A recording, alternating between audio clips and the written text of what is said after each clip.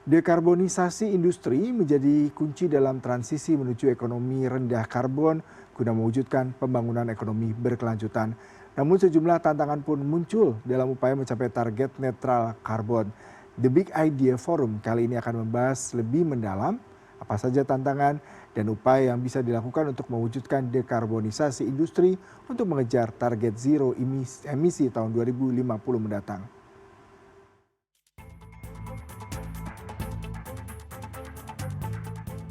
Sektor industri menyumbang lebih dari 22% konsumsi energi nasional dan menjadi penyumbang utama emisi gas rumah kaca.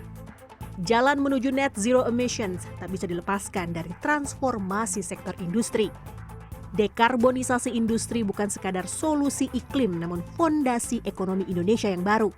Keberhasilan dekarbonisasi industri bergantung pada gotong royong lintas sektor.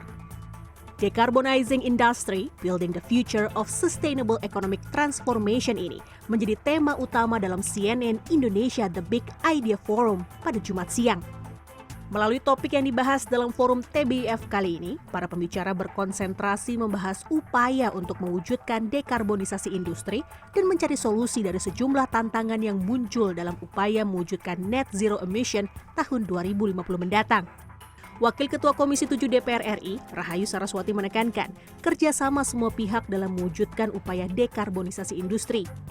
Jadi ini memberikan gambaran yang sangat holistik menyeluruh dari realitanya, tantangannya, sampai juga dengan idealismenya seperti apa. Dan kita memang perlu lebih banyak lagi forum-forum seperti ini yang bisa memberikan kita gambaran yang jelas tentang apa yang perlu kita lakukan untuk memastikan target-target kita untuk net zero emission ini tercapai. Dan itu tidak bisa kalau kita hanya bicara dari segi idealnya saja. Kita harus bisa memastikan semua pihak itu terlibat, dari yang pengusaha-pengusaha besar maupun sampai UMKM sekalipun. Direktur Eksekutif Institute for Essential Services Reform (IESR) dan ahli strategi transisi nasional, Fabi Tumiwa menyebut dekarbonisasi industri menjadi faktor penting untuk mengejar target pertumbuhan ekonomi Indonesia sebesar 8%. Fabi meyakini sektor ekonomi Indonesia dapat tumbuh kompetitif jika Indonesia mampu menurunkan emisi gas rumah kaca dan dukungan semua pihak berperan besar dalam upaya mewujudkannya. Strategi dekarbonisasi industri itu bukan hanya sekedar pilihan, tapi memang sudah keharusan dengan dua hal tadi untuk mengatasi krisis iklim, tapi lebih daripada itu untuk membantu transformasi ekonomi Indonesia. Dan ini bukan hanya sekedar jargon ya, mana bahwa memang untuk bisa tumbuh ekonomi kita dengan lebih kompetitif dan tumbuh tinggi, cita-cita Pak Prabowo 8% ya, di dalam rencana pembangunan nasional kita juga dituangkan itu, target 8%. Ini hanya bisa dicapai kalau kita mau dan bisa menurunkan emisi gas rumah kaca. Salah satu kontributor dari emisi gas rumah kaca itu adalah industri. Dekarbonisasi industri dapat dimaknai sebagai upaya pengurangan emisi melalui efisiensi energi, adopsi teknologi bersih, dan penggunaan energi terbarukan.